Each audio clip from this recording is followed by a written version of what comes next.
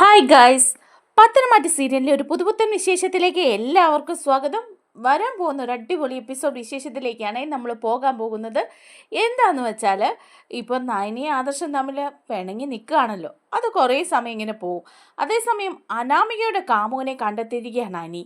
അങ്ങനെ അനാമിക അത് അനിയോട് തർപ്പിച്ച് പറയുന്നുമുണ്ട്, എനിക്ക് അവനുമായിട്ട് ബന്ധമുണ്ട്, അതിന് നിനക്ക് എന്താ? ഞാൻ ചിലപ്പോൾ അങ്ങനെയായിരിക്കും, നീയും നന്ദുവിൻ്റെ പുറകെ പോകുന്നില്ലേ എന്നൊക്കെ ചോദിക്കുകയാണ്. ഈ വിവരം ആദർശിനെ അറിയിക്കുന്നുണ്ടെങ്കിലും ആദർശ് അത് ചെന്നിട്ട് വേണുവിനോട് സംസാരിക്കുമ്പോഴും വേണു പറയുന്നത് ഇത് തന്നെയാണ് കേട്ടോ. അതിനെന്താണെന്നാണ് ചോദിക്കുന്നത്. അനിയും നന്ദുവും തമ്മിൽ മുറി അടച്ചിട്ട് ഇരിക്കുക വരെ ചെയ്തിട്ടില്ലേ? ഒരു ക്യാമറയും തൂക്കി ഞാൻ അവരുടെ പുറകെ നടന്നിരുന്നെങ്കിൽ ഇതിലും വലിയ വിഷ്വൽസൊക്കെ കിട്ടിയേനെന്ന് പറയാണ് വേണു. അങ്ങനെ ആകെ മൊത്തം പ്രശ്നമായിട്ട് ഇരിക്കുകയാണ്. അങ്ങനെ നമ്മുടെ ദേവയാനിക്കും അനാമികയെ സംശയം തോന്നുകയും ഉപദേശിക്കുകയും ഒക്കെ ചെയ്യുന്നുണ്ട്. അതേസമയം അനാമികയുടെ കാമുകൻ അനന്തപുരിയിൽ എത്താണ്, എല്ലാവരും സത്യങ്ങളൊക്കെ അറിയാനും പോവാണ് കേട്ടോ. ആ വിശേഷങ്ങളിലേക്കാണ് നമ്മൾ പോകുന്നത്. നമ്മുടെ വീഡിയോ ഇഷ്ടമായാലോ ഒന്ന് ലൈക്ക് ചെയ്യണേ, ചാനൽ കൂടി ഒന്ന് സബ്സ്ക്രൈബ് ചെയ്ത് സപ്പോർട്ട് ചെയ്യണേ. അങ്ങനെ ഇരിക്കുമ്പോഴാണ് കേട്ടോ അനി അനാമികയോട് പറയുന്നുണ്ട്, നീ ഇത്തരക്കാരിയാണെന്നൊന്നും ഞാൻ വിചാരിച്ചില്ല. നീ അവിടെ ഒരുത്തനുമായിട്ട് ചേർന്നിരിക്കുന്ന കണ്ടു. നിനക്ക് പല ബന്ധങ്ങളുണ്ടെന്ന് എനിക്കറിയായിരുന്നു. കാരണം എന്താണെന്ന് വെച്ചാൽ അവൻ മാത്രമല്ല, അവൻ്റെ വേറെ ചില ഫ്രണ്ട്സുമായിട്ടൊക്കെ നിനക്ക് ബന്ധങ്ങളുണ്ടെന്ന് എനിക്കറിയായിരുന്നു. നീ അവനെ മുട്ടിയിരുമ്പി ഇരിക്കുന്ന കണ്ടില്ലേ എന്നൊക്കെ ചോദിക്കുമ്പം അനാമിക ഒന്ന് പരിഭ്രമിക്കുന്നുണ്ടെങ്കിലും അനാമിക കൂസാതെ തന്നെ പറയുക, അതിനിപ്പം നിനക്കെന്താ? നീ ആ നന്ദുവിൻ്റെ പുറകെയല്ലേ? അവളുമായിട്ട് ഒരുമിച്ച് എവിടെയെല്ലാം പോയിട്ടുണ്ട്. അപ്പോൾ പിന്നെ എനിക്കും എന്തെങ്കിലുമൊക്കെ എൻ്റർടൈൻമെൻറ്റ് വേണ്ടേ? ആ നന്ദുവാണ് എൻ്റെ ജീവിതം ഇങ്ങനെ ആക്കിയത്. നീ നന്ദുവുമായിട്ട് കൂടുതൽ അടുക്കാൻ തുടങ്ങിയപ്പോഴാണ് ഞാനിങ്ങനെയൊക്കെ ആയതെന്നൊക്കെ പറഞ്ഞ് ന്യായീകരിക്കുകയാണ്. അനി പറയുന്നുണ്ട്, ഇനി എന്ത് ന്യായീകരിച്ചാലും നീ എങ്ങനെയൊക്കെ പോയാലും എനിക്ക് കുഴപ്പമില്ല. അതുപോലെ അനന്തപുരിയിലെ സ്വത്തുക്കൾ മോഹിച്ചാൽ നീ വന്നതെന്ന് എനിക്ക് അറിയായിരുന്നു എന്ന് പറയുക. അപ്പം ഉടനെ തന്നെ അനാമികയും പറയുന്നുണ്ട്, അതെ, ഞാൻ ഈ സ്വത്തുക്കൾ മോഹിച്ച് തന്നെയാണ് വന്നത്, അല്ലാതെ നിൻ്റെ കൂടെ ഒരു ജീവിതം ആഗ്രഹിച്ചുകൊണ്ടൊന്നും അല്ല. അത് ആഗ്രഹിച്ചു, പക്ഷേ അതിൻ്റെ ഇടയ്ക്ക് നന്ദു എപ്പോൾ വന്നോ അപ്പോൾ തന്നെ എനിക്കതിൽ വേണ്ട എന്നുള്ളതായി എന്ന് പറയാണ്. പക്ഷെ നിന്നെയും നന്ദുവിനെയും ഒരുമിച്ച് സന്തോഷമായിട്ട് ജീവിക്കാനൊന്നും ഞാൻ അനുവദിക്കില്ല. അതുകൊണ്ട് മാത്രമാണ് നിനക്ക് ഞാൻ ഡിവോഴ്സ് തരാതെ ഇവിടെ പിടിച്ചു നിൽക്കുന്നത് എന്ന് പറയുമ്പോൾ അനി പറയാണ്, പിന്നെ എത്ര കാലം നീ പിടിച്ചു നിൽക്കും? നീ ഇനി എൻ്റെ ജീവിതത്തിൽ നിന്ന് പോവുകയും നന്ദു വരികയും ചെയ്താൽ അതിന് നിനക്കെന്താ നഷ്ടം എന്ന് ചോദിക്കുമ്പം അനാമിക പറയുന്നുണ്ട്, അത് ഞാൻ സഹിക്കില്ല. ഇനിയിപ്പം നിൻ്റെ ജീവിതത്തിൽ നിന്ന് ഞാൻ പോയാൽ പോലും നിന്നെയും നന്ദുവിനെയും സന്തോഷമായിട്ട് ജീവിക്കാൻ ഞാൻ അനുവദിക്കില്ലടാ എന്നൊക്കെ വെല്ലുവിളിക്കുകയും ചെയ്യുന്നുണ്ട് കേട്ടോ. അങ്ങനെ അനാമിക ഏത് സമയവും അതിനുശേഷം നമ്മുടെ കാമുകനെ ഇങ്ങനെ വിളിക്കുകയാണ്. അപ്പോൾ അനാമികയും അനാമികയുടെ കാമുകനും കൂടെ വീണ്ടും കാണുകയാണ്. കണ്ടുമുട്ടുമ്പം അനാമിക കാമുകനോട് പറയുന്നുണ്ട്, എൻ്റെ കാര്യം ഏതാണ്ടൊക്കെ പ്രശ്നത്തിലായി. അനി നമ്മൾ രണ്ടും കൂടെ പാർക്കിലിരിക്കുന്നതൊക്കെ കണ്ടു. അവൻ ചോദ്യം ചെയ്യുകയും ചെയ്തു. അത് ആദർശിനെ അറിയിച്ചിട്ടുണ്ടാവും. അതുകൊണ്ടാണ് ആദർശ് പോയിട്ട് അച്ഛനോട് ചില കാര്യങ്ങളൊക്കെ ചോദിച്ചു. അപ്പോൾ അച്ഛൻ തന്നെ മറുപടിയൊക്കെ പറഞ്ഞു കൊടുത്തിട്ടുണ്ട് എന്ന് പറയാണ്. അപ്പോഴേക്കും ആ കാമുകൻ പറയുന്നുണ്ട്, അത് ഇനിയിപ്പോൾ എന്തെങ്കിലും പ്രശ്നമാവുമോ? നിനക്കിപ്പോൾ അനന്തപുരിയിൽ പിടിച്ചു നിൽക്കാൻ പറ്റാതെ വരികയാണെങ്കിൽ നീ ഇങ്ങ് ഇറങ്ങി പോരേ എന്ന് പറയാം. അപ്പോൾ അനാമിക പറയാണ്, അങ്ങനെ വെറുതെ അങ്ങ് ഇറങ്ങി പോരാൻ പറ്റുമോടാ? അവിടുത്തെ സ്വത്തും പണവും അതെല്ലാം എനിക്ക് കിട്ടണം. നിയമപരമായിട്ട് ആണെങ്കിൽ അങ്ങനെ തന്നെ കിട്ടണം എന്ന് പറയാണ്. അത് വാങ്ങിച്ചോണ്ടേ ഞാൻ പോരുള്ളൂ. അതിനല്ലേ ഞാൻ ഇത്രയും നാളും കഷ്ടപ്പെട്ടത് എന്ന് പറയുമ്പം കാമുകൻ പറയുന്നുണ്ട്, ഇനിയിപ്പം അതൊന്നും കിട്ടിയില്ലെങ്കിലും പ്രശ്നമില്ല. എന്തെങ്കിലും കുഴപ്പമുണ്ടെങ്കിൽ നീ പോരെ. നമുക്കും ഉണ്ടല്ലോ ഒരുപാട് സ്വത്തുക്കളൊക്കെ, കമ്പനികളും ഒക്കെ. അതൊക്കെ നമുക്ക് മെച്ചപ്പെടുത്തി എടുത്താൽ മതി എന്ന് പറയുമ്പം അനാമിക പറയാണ്, അത് ശരിയാ, പക്ഷേ ഇനി സ്വത്ത് കിട്ടിയില്ല എന്നാൽ പോലും അനിയെയും നന്ദുവിനെയും ഒരുമിച്ച് സന്തോഷത്തോടെ ജീവിക്കാൻ ഞാൻ സമ്മതിക്കില്ല. അവർ രണ്ടിൻ്റെയും കൂടെ ബന്ധം ഒരുമിച്ച് പോകാതിരിക്കാൻ വേണ്ടിയിട്ടാണ് ഞാൻ ഇപ്പോഴും അവിടെ പിടിച്ചു നിൽക്കുന്നതെന്ന് പറയുമ്പം കാമുകൻ പറയുന്നുണ്ട്, അതിന് നീ എന്തിനാ അവിടെ പിടിച്ചു നിൽക്കുന്നത്? അവൻ നന്ദുവിൻ്റെ കൂടെയോ ആരുടെ കൂടെ വേണേലും ജീവിക്കട്ടെ, നമുക്ക് നമ്മുടെ ജീവിതം നോക്കിയാൽ പോരെ അനാമികയെ എന്നൊക്കെ ചോദിക്കുക. അപ്പം അനാമിക പറയുന്നുണ്ട്, അതൊക്കെ ഒരു വഴിക്ക്, എന്തായാലും നമ്മൾ നമ്മുടെ ജീവിതം തന്നെ നോക്കൂന്നേ എന്ന് പറയുമ്പം കാമുകൻ പറയുന്നുണ്ട്, പിന്നെ നമ്മുടെ കമ്പനിയിലേക്ക് നീ ഒന്ന് വരണം. മൂർത്തീസ് ജ്വല്ലറിയേക്കാളും ഉയരങ്ങളിൽ നമുക്ക് എത്തുകയും ചെയ്യണം. എനിക്കൊരു ചെറിയ ജ്വല്ലറിയും കുറച്ച് ബിസിനസ്സുകളൊക്കെ ഉണ്ടെന്ന് നിനക്കറിയാമല്ലോ. അന്ന് മലേഷ്യയിലും മറ്റുള്ളിടത്തും ഒക്കെ കിടന്നുണ്ടാക്കിയ പണം കൊണ്ട് ഞാൻ തുടങ്ങിയതാ. അതൊക്കെ ഇനി ഒന്ന് കരപിടിച്ച് കൊണ്ടുവരണം എന്ന് പറയാണ്. അപ്പോൾ അനാമികയ്ക്ക് ഈ സ്വത്തെന്ന് കേൾക്കുമ്പോൾ ആർത്തിയാണല്ലോ. അനാമിക പറയാണ്, ശരിയാണ്, നിനക്കും ജ്വല്ലറി സ്വത്തും ഒക്കെ ഉണ്ട്. എൻ്റെ ഏറ്റവും വലിയ ആഗ്രഹമായിരുന്നു ആ മൂർത്തീസ് ജ്വല്ലറിയിലെ MD ആവണം എന്ന്. ആ ഏതെങ്കിലും ഒരു ജ്വല്ലറിയുടെയെങ്കിലും MD കസേരയിൽ ഇരിക്കണം എന്നുള്ളത്. പക്ഷേ അതവിടെ സാധിച്ചിട്ടേ ഇല്ല. ആ ആദർശം എല്ലാം അടക്കി ഭരിക്കുകയാണ്. അനിയെ 3 ബ്രാഞ്ചുകളൊക്കെ ഏൽപ്പിച്ചിട്ടുണ്ടെങ്കിലും അതിൻ്റെ പരിസരത്ത് പോലും അടുക്കാൻ അനി എന്നെ സമ്മതിക്കുന്നുമില്ല. എന്ന് പറയുമ്പം കാമുകൻ പറയാണ്, അതിനെന്താ മോളെ, നീ എൻ്റെ കൂടെ വാ, നമ്മുടെ കമ്പനിയിലെ MD നീ ആയിരിക്കും, അതുകൊണ്ട് നീ വാ, നമുക്കൊന്ന് കമ്പനി വരെ പോകാമെന്ന് പറയാണ്. അങ്ങനെ ഈ കാമുകൻ അനാമികയും കൊണ്ട് അവരുടെ ജ്വല്ലറിയിലേക്ക് പോവാണ്. അങ്ങനെ ഭയങ്കര സന്തോഷത്തിൽ അയാളുടെ കൈയൊക്കെ പിടിച്ച് അനാമിക കയറി വരുമ്പം സ്റ്റാഫൊക്കെ ഇങ്ങനെ നോക്കുന്നുണ്ട്. ദേ സാറ് വരുന്നുണ്ട്, കൂടെ ഒരു പെണ്ണും ഉണ്ടല്ലോ എന്ന് പറയാണ് ഒരു സ്റ്റാഫ്. എന്നിട്ട് പറയുന്നുണ്ട്, സാർ ഇതുപോലെ എത്ര പെണ്ണുങ്ങളെ കൊണ്ടുവന്നതാ, അതുപോലെ ഒന്നായിട്ട് കണ്ടാൽ മതി, ഏതാണോ ഇത് എന്നൊക്കെ ഇങ്ങനെ അവർ സംസാരിക്കുകയാണ്. അങ്ങനെ ഈ അനാമികയുടെ കാമുകൻ ഈ അനാമികയും കൊണ്ട് വന്നിട്ട് MDയുടെ റൂമിൽ കയറി. എന്നിട്ട് MDയുടെ കസേരയിൽ തന്നെ കസേര വലിച്ചിട്ട് അനാമിക അവിടെ ഇരുത്തുക. എന്നിട്ട് പറയാണ്, നീയാ ഇവിടെ ഇരിക്കേണ്ടത്, ഞാൻ ദേ ഇവിടെ ഇപ്പുറത്തിങ്ങനെ മാറിയിരിക്കും, നീ അവിടെ MD ആയിട്ടിരുന്ന് ഈ കമ്പനി ഭരിക്കുന്നത് എനിക്ക് കാണണം. അപ്പോൾ അനാമിക അങ്ങ് നിലത്തൊന്നുമല്ല, അങ്ങ് പൊങ്ങി പൊങ്ങി പോവുക. അനാമിക പറയാ, എടാ ഇതെൻ്റെ ഒരു ഏറ്റവും വലിയ ആഗ്രഹമായിരുന്നു, നീയായിട്ട് ഇതൊക്കെ സാധിച്ചു തരുമല്ലോ അല്ലേ. അപ്പോൾ പറയാണ്, പിന്നെ ഇത് നിനക്കായിട്ടുള്ള കമ്പനിയല്ലേ എന്ന് പറയുമ്പം അനാമിക പറയാണ്, നമ്മുടെ കമ്പനി കുറച്ചുകൂടി വലുതാക്കണം, ആ മൂർത്തീസ് ജ്വല്ലറിയേക്കാളും ഉയരങ്ങളിൽ നമുക്ക് എത്തണം എന്ന് പറയുമ്പം കാമുകൻ പറയാം, അതൊക്കെ ഭയങ്കര എസ്റ്റാബ്ലിഷ്ഡ് ആയിട്ടുള്ള ജ്വല്ലറി അല്ലേ, നമ്മുടെ പുതിയ കമ്പനിയല്ലേ അനാമികയെ, ഇനി അതുവരെക്കാളും ഒക്കെ മെച്ചപ്പെട്ട് അവരെ തോൽപ്പിച്ച് മുന്നേറണമെങ്കിൽ നമ്മൾ എന്ത് ചെയ്യും, അവിടെയുള്ള ഡിസൈനുകളും അവിടെയുള്ള വിശ്വാസവും ആളുകൾക്ക് വളരെ കൂടുതലല്ലേ, അതുപോലെ നമ്മളാവണമെങ്കിൽ കുറേ കഷ്ടപ്പെടേണ്ടി വരും എന്ന് പറയുമ്പോൾ അനാമിക പറയുന്നുണ്ട്, അതിനുള്ള വഴികളൊക്കെ ഞാൻ പറഞ്ഞു തരാന്നേ, എന്നെ നിനക്ക് വിശ്വാസമല്ലേ, നമുക്ക് എന്തായാലും ആദർശിൻ്റെ കമ്പനിയെ തോപ്പിക്കണം, അതിൽ ഉയരങ്ങളിലെത്തണം, മൂർത്തീസ് ജ്വല്ലറി തകർന്ന് തരിപ്പണമാകണം, ആ ജ്വല്ലറി അവരുടെ കമ്പനികളും എല്ലാം നശിച്ച് പണ്ടാരടങ്ങണം, അതിനു വേണ്ടി എന്ത് പണിയും ഞാൻ ചെയ്യും എന്ന് പറയുമ്പോൾ കാമുകൻ ചോദിക്കുന്നുണ്ട്, അതെങ്ങനെയാണ് നമ്മളിനി ഈ ജ്വല്ലറി ഇത്ര ഇതാക്കുന്നത്, അവരെ പോലെയുള്ള ഡിസൈനേഴ്സൊന്നും നമുക്കില്ലല്ലോ എന്ന് പറയുമ്പം അനാമിക പറയാണ്, അതെ അതിനൊരു മാർഗമുണ്ട്, അവിടുത്തെ ചീഫ് ഡിസൈനർ ആദർശിൻ്റെ ഭാര്യ നയനയാണ്, ഇപ്പോൾ രണ്ടുപേരും തമ്മിൽ ചെറിയ ഉടക്കിലൊക്കെയാണ്, അതുകൊണ്ട് തന്നെ നയന റിസൈൻ ചെയ്ത് വീട്ടിലിരിക്കുക, ആ ഉടക്ക് അങ്ങോട്ട് മൂത്ത് കഴിഞ്ഞാൽ പിന്നെ നമുക്ക് നയനെ ഇങ്ങോട്ട് വലിക്കാം എന്ന് പറയുമ്പം കാമുകൻ ചോദിക്കുന്നുണ്ട്, അതൊക്കെ നടക്കുമോ, ആദർശിൻ്റെ ഭാര്യയല്ലേ നയന, അവൾ അവിടുന്ന് പിരിഞ്ഞ് ഇങ്ങോട്ട് പോരുമോ, ഇല്ല എന്ന് പറയുമ്പോൾ അനാമിക പറയാണ്, നയന ഇവിടെ വന്നു കഴിഞ്ഞാൽ നമുക്ക് ഉണ്ടാകാൻ പോകുന്ന ഗുണങ്ങൾ എന്തൊക്കെയാണെന്ന് നിനക്കറിയാവോ, ഇപ്പം മൂർത്തീസ് ജ്വല്ലറിയിൽ നയന ചെയ്യുന്ന ഡിസൈനുകൾക്കൊക്കെ ഭയങ്കര ഡിമാൻഡാണ്, അത്രയും ഡിമാൻഡ് ഉള്ളത് കൊണ്ട് മാത്രമാണ് ഇങ്ങനെ നയന മുന്നോട്ട് പോകുന്നത്, ജ്വല്ലറി ഇപ്പം കോടികളുടെ ലാഭമാണ് ഉണ്ടാക്കുന്നത്, ടേൺ ഓവർ ഓരോ വർഷവും ഇരട്ടിച്ചുകൊണ്ടേ ഇരിക്കുകയാണ്, അത് ആദർശിൻ്റെ മാത്രം ഗുണം കൊണ്ടൊന്നും അല്ല നടക്കുന്നത്, അതിപ്പം നയന അവിടെ കയറിയത് കൊണ്ടാണ്, നയനയുടെ ഡിസൈനുകൾക്കൊക്കെ ഭയങ്കര ഡിമാൻഡാണ്, അവൾ നമ്മുടെ ജ്വല്ലറിയിലേക്ക് ഇങ്ങ് വന്നാൽ നമ്മുടെ ജ്വല്ലറി വെച്ചടി കയറുകയും ചെയ്യും, മൂർത്തീസ് ജ്വല്ലറി തകർന്ന് തരിപ്പണമാകും എന്നുള്ള ഇനി സംശയമില്ലെന്ന് പറയാണ്. അപ്പം കാമുകൻ പറയുന്നുണ്ടേ, അതൊക്കെ അങ്ങ് നടന്നാൽ മതിയായിരുന്നു എന്ന് പറയുമ്പം അനാമിക പറയും, നടക്കും, നയന അവിടെ നിന്നൊന്ന് ഇറങ്ങിക്കോട്ടെ, അവളെ വളച്ച് അതിലും കൂടുതൽ പ്രതിഫലം കൊടുത്ത് നമുക്കിവിടെ നിർത്താം, അപ്പോഴത്തേക്കും നമുക്ക് കാര്യങ്ങളൊക്കെ നടക്കുന്നേ, ആദർശം നയനയും കൂടെയുള്ള പിണക്കം ഒന്ന് മൂത്ത് കിട്ടട്ടെ എന്നൊക്കെ ഇങ്ങനെ വലിയ പ്ലാനുകളൊക്കെ ഉണ്ടാക്കിക്കൊണ്ട് അവരിയ്ക്കുകയാണ് കേട്ടോ. അങ്ങനെ ഇരിക്കുമ്പോഴാണ് അനാമികയ്ക്ക് ഏത് സമയവും ഇങ്ങനെ മെസ്സേജ് അയപ്പും അതുപോലെ തന്നെ കാമുകനെ വീഡിയോ കോൾ ചെയ്തും ഒക്കെയാണ്, ആരെയും ഒരു ഭയവും ഇല്ലാത്ത ഒരു രീതിയിലേക്കായി. കാരണം അനിയും ആദർശമൊക്കെ എല്ലാ കാര്യങ്ങളും അറിഞ്ഞു, ഇനി ബാക്കിയുള്ള കുറച്ച് പേര് കൂടിയേ അറിയാനുള്ളൂ. പിന്നെ കാമുകൻ്റെ ഭാഗത്തുനിന്ന് ഇത്രയധികം സപ്പോർട്ട് കൂടി കിട്ടുമ്പം അനാമിക അങ്ങ് തകർത്ത് വാരുകയാണ്. അങ്ങനെ ഇരിക്കുമ്പോഴാണ് കേട്ടോ അനാമിക ഒരു വീഡിയോ കോൾ ചെയ്യാണ്. വീഡിയോ കോൾ ചെയ്ത് സംസാരിച്ചുകൊണ്ടിരിക്കുമ്പോഴേക്കും നമ്മുടെ ദേവയാനി അതുവഴി പോവുകയാണ്. അപ്പോൾ ദേവയാനി നോക്കുമ്പം അനാമിക ആർക്കോ വീഡിയോ കോൾ ചെയ്തുകൊണ്ടിരിക്കുകയാണ്. അപ്പോഴേക്കും ദേവയാനി ഒന്ന് ശ്രദ്ധിക്കുന്നൊക്കെ ഉണ്ട്, ഇനിയിപ്പം രേവതിയോ വേണുവോ അല്ലെങ്കിൽ അനാമികയുടെ ഏതെങ്കിലും ഫ്രണ്ടോ ഒക്കെ ആണെന്ന് വിചാരിച്ചിട്ട് ദേവയാനി നോക്കുമ്പോഴേക്കും അനാമിക ഭയങ്കര റൊമാൻറ്റിക് ആയിട്ടാണ് കേട്ടോ പറയുന്നത്. അപ്പോൾ ദേവയാനി ഇങ്ങനെ നോക്കുമ്പം അപ്പുറത്താണെങ്കിൽ ഒരു പുരുഷൻ്റെ ഫേസാണ് കാണുന്നത്. അപ്പോൾ ദേവയാനി ഇങ്ങനെ ശ്രദ്ധിച്ച് അവിടെ നിൽക്കുകയാണ് കേട്ടോ. നിൽക്കുമ്പം അനാമിക ഓരോന്നൊക്കെ പറയുന്നത് ഇങ്ങനെ കേൾക്കുമ്പോഴേക്കും കാമുകൻ പറയുന്നുണ്ട് അനാമികയോട്, എന്തായാലും ഇന്ന് രാത്രിയിൽ ഞാൻ നിന്നെ കാണാനായിട്ട് വരും, നീ അതിന് ഒരു മുടക്കവും പറയണ്ടെന്ന് പറയാം. അപ്പോഴേക്കും അനാമിക പറയുന്നുണ്ട്, അയ്യോ നീ വേണ്ടാത്ത പണിയൊന്നും ചെയ്യരുതേ, ഇവിടെ രാത്രിയിലൊന്നും വന്ന് കയറാൻ പറ്റുകയല്ല, ഒന്നാമത് ഭയങ്കര സെക്യൂരിറ്റി, CCTV ക്യാമറകൾ, പിന്നെ ഇവിടെ വന്നെങ്ങാനും പിടിക്കപ്പെട്ട ഒന്നും പറയാനില്ല, നിന്നെ കാണാൻ ഞാൻ പകലൊക്കെ വരുന്നുണ്ടല്ലോ, അത് മതിയല്ലോ, ഇനിയിപ്പോൾ രാത്രിയിൽ ഇങ്ങോട്ട് വരരുത് എന്നൊക്കെ പറയുന്നത് കേൾക്കാണ് ദേവയാനി. അപ്പോൾ ദേവയാനി ഓർക്കും, ഓ രാത്രിയിൽ അപ്പോൾ ആരോ വരാമെന്ന് ഇവളോട് പറഞ്ഞിട്ടുണ്ട് പോകുന്നുണ്ടല്ലേ എന്നൊക്കെ ഇങ്ങനെ വിചാരിക്കുകയാണ്. അപ്പോൾ അനാമിക പറയുന്നുണ്ട്, പ്ലീസ് നീ വരരുത്, വന്നു കഴിഞ്ഞാൽ പ്രശ്നമാവും, ആരെങ്കിലും നിന്നെ പിടിക്കും, അത് കഴിഞ്ഞാൽ പിന്നെ നമ്മുടെ പ്ലാൻ എല്ലാം പൊളിയും, അനിയുമായിട്ടുള്ള ഡിവോഴ്സിലേക്ക് പെട്ടെന്ന് തന്നെ കാര്യങ്ങൾ പോവുകയും അതുപോലെ ഇവിടെ നിന്നൊന്നും അടിച്ചു മാറ്റാനോ ഒരു സ്വത്തോ സമ്പത്തോ ഒന്നും കിട്ടില്ല എന്ന് പറയുക.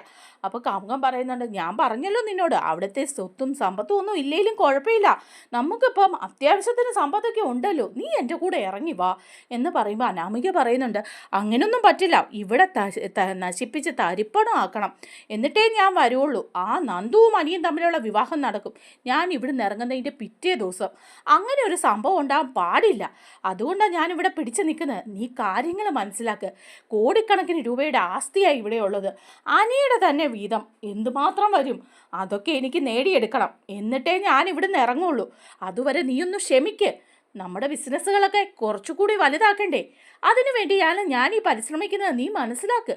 അപ്പം അയാൾ പറയാണ്, ഇല്ല നീ അങ്ങനൊന്നും പറഞ്ഞാൽ പറ്റില്ല, എനിക്ക് കാണാതിരിക്കാൻ പറ്റില്ല നിന്നെ, എനിക്ക് നിന്നെ കാണാൻ തോന്നുമ്പോൾ ഞാൻ അവിടെ എത്തും എന്നൊക്കെ പറഞ്ഞ് ഫോൺ കട്ട് ചെയ്യുകയാണ് കേട്ടോ. അപ്പോൾ കട്ട് ചെയ്ത് കഴിഞ്ഞ് നോക്കുമ്പോഴേ ദേവയാനിയുടെ മുഖത്തോട്ടാണ് അനാമിക നോക്കുന്നത്. അപ്പോൾ ദേവയാനി ഇങ്ങനെ നിൽക്കുക, എന്തോ ഒരു അന്താളിപ്പ് പോലെ. എന്താ വല്യമ്മ ഇവിടെ വന്നിട്ട് ഒരുപാട് നേരമായോ?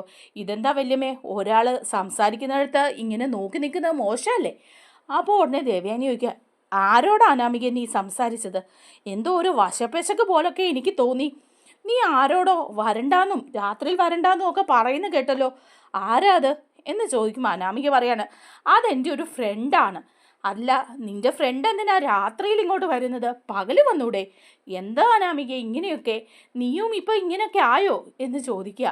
അപ്പോഴേക്കും അനാമിക പറയാം, ഞാനിപ്പോൾ എന്തായോ എന്നാണ് നിങ്ങൾ ചോദിക്കുന്നത്, ഞാനൊന്നും ആയിട്ടില്ല, എൻ്റെ ഒരു ഫ്രണ്ടിനെ വിളിച്ച് എനിക്ക് സംസാരിക്കാൻ മേലേ, വേറെ എല്ലാവർക്കും ഇവിടെ എന്ത് വേണമെങ്കിലും ആകാം, പക്ഷേ എനിക്കൊന്നും ചെയ്യാൻ പാടില്ലാത്ത ഒരു അവസ്ഥയാണോ എന്ന് ചോദിക്കുമ്പോൾ ദേവയാനി പറയാണ്, അല്ല അനാമികയെ, നീ അനിയെ 24 മണിക്കൂറും നന്ദുവുമായിട്ട് ചേർത്ത് പറയുന്നുണ്ടല്ലോ, അതിലൊക്കെ എന്തെങ്കിലും കഴമ്പുണ്ടോ?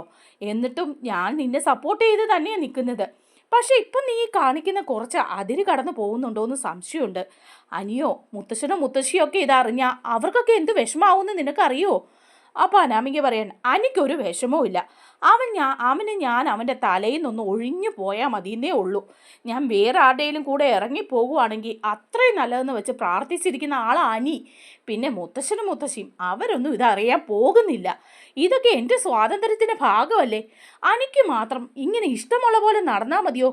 അപ്പോൾ ദേവയാനി പറയാം, നിർത്താനാമികെ, ഈ കുടുംബത്തിൽ ഇങ്ങനെയുള്ള കീഴ്വഴക്കങ്ങളൊന്നുമില്ല, ഇവിടെ വന്നിട്ടുള്ള പെൺകുട്ടികൾ ആരും ഇങ്ങനെയൊന്നും പെരുമാറിയിട്ടുമില്ല, നീ മോശമായി കാണിക്കുന്നത്, അന്യ പുരുഷനെ വിളിക്കുകയും സംസാരിക്കുകയും കൊഞ്ചുകയും കുഴയുകയും കുറച്ച് ദിവസങ്ങളായി ഞാൻ ഇതൊക്കെ ശ്രദ്ധിക്കുന്നുണ്ട് അനാമികെ, ഇപ്പം നീ അവൻ രാത്രി വീട്ടിലേക്ക് വരാമെന്നല്ലേ നിന്നോട് പറഞ്ഞത്, അത്രയ്ക്ക് അടുപ്പമുള്ള ആരാടി നിന്റെ കൂടെ ഉള്ളത് എന്ന് ചോദിക്കുമ്പോൾ അനാമിക പറയാണ്, ദേ വല്യമ്മേ, ഒരു കാര്യം ഞാൻ പറഞ്ഞേക്കാം, എന്നെ ഭരിക്കാനൊന്നും ആരും വരണ്ട, വല്യമ്മ ആദ്യം വല്യമ്മയുടെ മോനോട് പറ, അനിയോട് മര്യാദയ്ക്ക് ജീവിക്കാൻ, കണ്ട പെൺകുട്ടികളുടെ പുറകെ വായി നോക്കി നടക്കാതെ അവനെ ആദ്യം നിലയ്ക്ക് നിർത്ത്, അവൻ 24 മണിക്കൂറും നന്ദുവിനെ ഫോൺ ചെയ്തും അവളുടെ പുറകെ കറങ്ങി നടക്കുകയല്ലേ, നന്ദുവും അനിയും കൂടെ മുറിയിൽ കയറി വാതിലടച്ചിട്ടിരിക്കുകയും അങ്ങനെ പല സ്ഥലങ്ങളിൽ പോവുകയും ചെയ്യുന്നില്ലേ, അവർ തമ്മിൽ വീഡിയോ കോൾ ചെയ്യുന്നില്ലേ, ദേ ഇപ്പോഴും അവൾ ട്രെയിനിങ് ക്യാമ്പിലാണെങ്കിൽ പോലും, അതൊന്നും വല്യമ്മയ്ക്ക് ചോദിക്കാനോ നേരെ നിർത്താനോ ഒന്നും പറ്റില്ലല്ലോ, പിന്നെ നയനയെ ഭരിക്കാൻ ചെല്ലുന്നത് പോലെ എൻ്റെ അടുത്തേക്ക് വരാമെന്ന് വല്യമ്മ വിചാരിക്കുകയും വേണ്ട,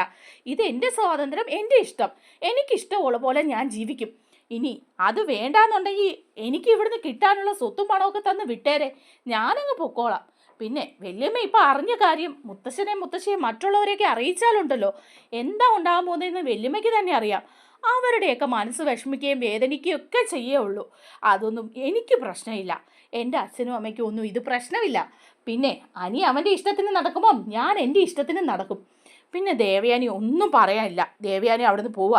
എന്നിട്ടും ദേവയാനിയുടെ ഉള്ളിൽ കിടന്ന് ഭയങ്കര ടെൻഷനായിട്ട് ദേവയാനി ആദർശിനോട് പറയുകയാണേ, ആദർശേ ഒരു കാര്യം ഞാൻ പറയട്ടെ. എന്താ അമ്മേ, എന്താ പറയാനുള്ളത്? നയനയുടെ കാര്യമാണേ അമ്മ ഒന്നും സംസാരിക്കേണ്ടെന്ന് പറയുക.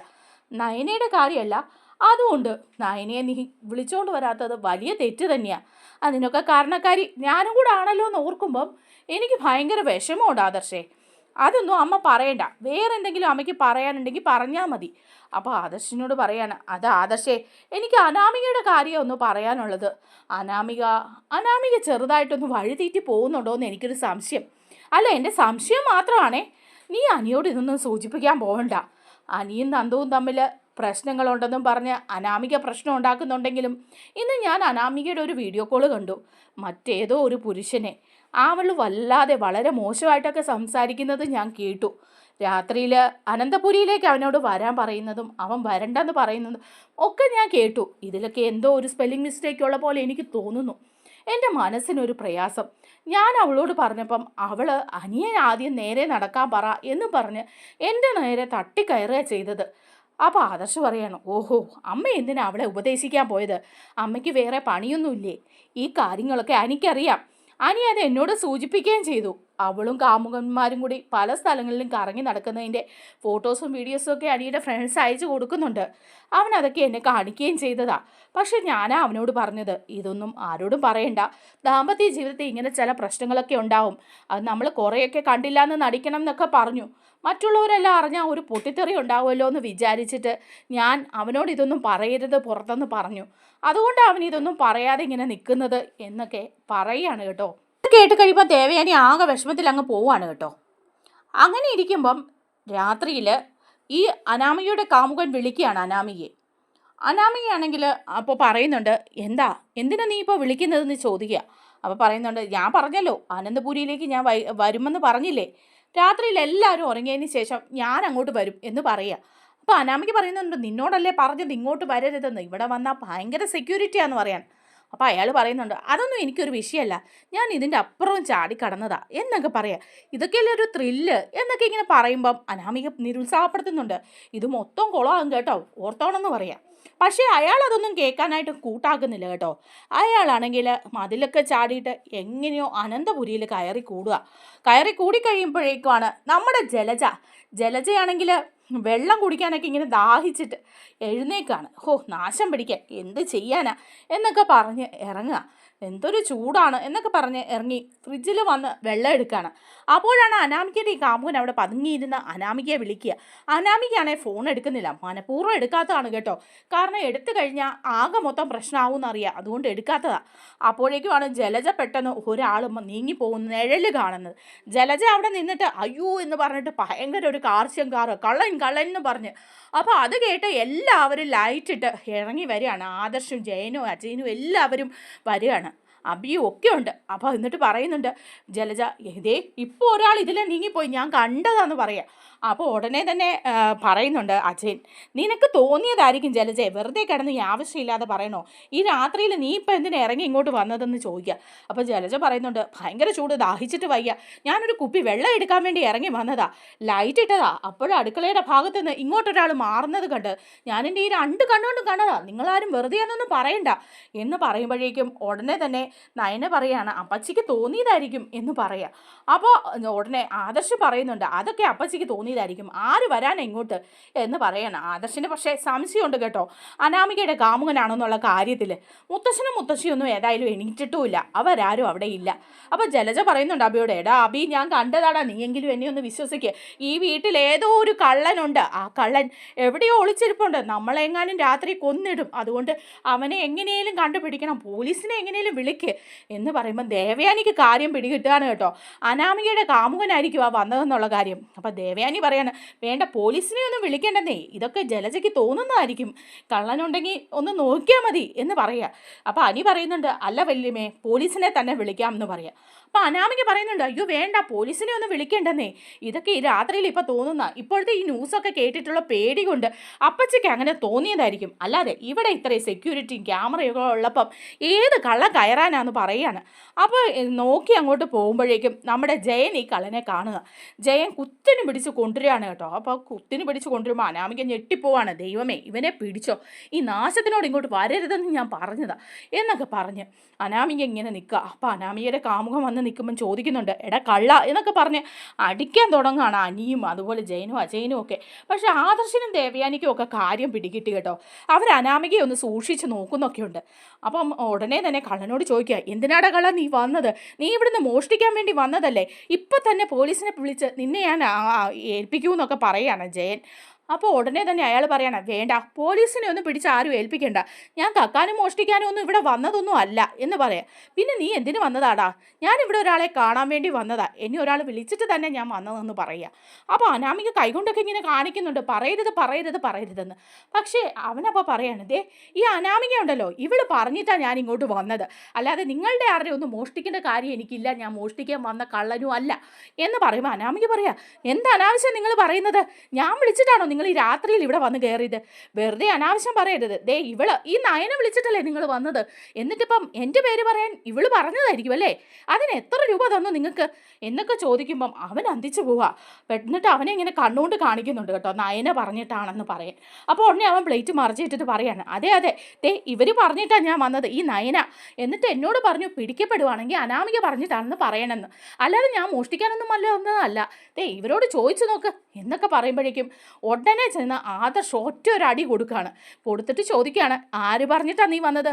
നയന പറഞ്ഞിട്ടാണോ അതോ അനാമിക പറഞ്ഞിട്ടാണോ എന്ന് ചോദിക്കുക. അപ്പോൾ എല്ലാവരും കൂടെ നന്നായിട്ട് അയാളെ എടുത്തിട്ട് പെരുമാറുക. അപ്പോൾ അയാൾ പറയുന്നുണ്ട്, അത് അനാമിക പറഞ്ഞിട്ട് തന്നെയാണ് ഞാൻ വന്നതെന്ന് പറയാം. അപ്പോഴും അനാമിക സമ്മതിക്കുന്നില്ല കേട്ടോ. ഇവൻ വെറുതെ പറയുന്ന, പിടിച്ച് പോലീസിൽ ഏൽപ്പിക്കുക ചെയ്യേണ്ടത്, ഞാൻ പറഞ്ഞിട്ടൊന്നുമല്ല ഇവനിവിടെ വന്നതെന്ന് പറയാണ്. അപ്പോൾ കാര്യം പിടികിട്ടിയ ദേവയാനി പറയാ, ഇനിയിപ്പോൾ ആരും ഇവിടെ കിടന്ന് കൂടുതൽ ബഹളം വയ്ക്കുമൊന്നും വേണ്ട, അയാൾ കള്ളനല്ലെന്ന് മനസ്സിലായില്ലേ, ഇവിടെ ആരോ വിളിച്ചിട്ട് തന്നെ വന്നതാണെന്ന് മനസ്സിലായില്ലേ എന്ന് പറയാണ്. അപ്പോൾ അനി ചോദിക്കുന്നുണ്ട്, എടി അനാമിക കള്ളി, നീ പറഞ്ഞിട്ടല്ലേ എടി ഇവൻ വന്നതെന്ന് ചോദിക്കുക. അപ്പോഴും അനാമിക തർക്കിക്കുക, ഞാൻ പറഞ്ഞിട്ടൊന്നും വന്നതല്ല എന്ന് പറയാണ്. അപ്പം ദേവയാനി പറയാണ്, ഏതായാലും കള്ളനെ പിടികിട്ടി, ഇനി തല്ലണ്ട, ആരെങ്കിലും പറഞ്ഞിട്ട് വന്നതാണെന്നല്ലേ അയാൾ പറഞ്ഞത്, അങ്ങനെയുണ്ടെങ്കിൽ അയാളെ വിട്ടേക്ക്, ഈ പ്രശ്നം വിട്, പുറത്തിറങ്ങിയാൽ എന്തുമാത്രം നാണക്കേടുണ്ടാവും അറിയാവോ, മുത്തച്ഛനും മുത്തശ്ശിയൊക്കെ അറിഞ്ഞാൽ എന്താവും അവസ്ഥ എന്നറിയാവോ, അതുകൊണ്ട് ഈ ഇവിടെ വെച്ച് നിർത്താൻ പറയാണ്. അങ്ങനെ അയാളെ ഇറക്കി വിടുകയാണ് കേട്ടോ ജയനുവൊക്കെ 2 അടിയൊക്കെ കൊടുത്തിട്ട്. എന്നിട്ട് നിൽക്കുമ്പം അനാമികയോട് അനി ചോദിക്കുകയാണ്, എടി നീ പറഞ്ഞിട്ടല്ലേ എടി വന്നേന്ന് ചോദിച്ച് കാരണം പോയിക്കാണ് അനാമികയുടെ. അപ്പോൾ അനാമിക പറയുന്നുണ്ട്, അതെ എന്താ, നിനക്ക് നന്ദുവിൻ്റെ കൂടെ കറങ്ങി നടക്കാമെങ്കിൽ, നന്ദുവിനെ ഇവിടെ വിളിച്ച് വരുത്താമെങ്കിൽ എനിക്ക് ആ മേലെന്ന് ചോദിക്കുക. അപ്പോൾ ഒറ്റ അടിയും കൂടെ അനി കൊടുക്കുകയാണ്, ഇത് എൻ്റെ വീടാണ്, അനന്തപുരിയാണ്, ഇവിടെ ഈ പണി നടക്കില്ല, നിനക്ക് വല്ലവൻ്റെയും കൂടെയൊക്കെ കറങ്ങി നടക്കണമെന്നുണ്ടെങ്കിൽ നീ പുറത്തെവിടെയെങ്കിലും പോയി കറങ്ങി നടന്നോണം, ഈ അനന്തപുരിക്കുള്ളിൽ ഈ പരിപാടി പറ്റില്ലെന്ന് പറയാം. അങ്ങനെ ആകെ മൊത്തം ഒരു സംഘർഷമൊക്കെ ഉണ്ടാകുന്നുണ്ട് കേട്ടോ. ബാക്കി വിശേഷങ്ങൾ അടുത്ത വീഡിയോയിലൂടെ പറയാം. നമ്മുടെ വീഡിയോ ഇഷ്ടമായാൽ ഒന്ന് ലൈക്ക് ചെയ്യണേ, ചാനൽ കൂടി ഒന്ന് സബ്സ്ക്രൈബ് ചെയ്ത് സപ്പോർട്ട് ചെയ്യണേ. താങ്ക്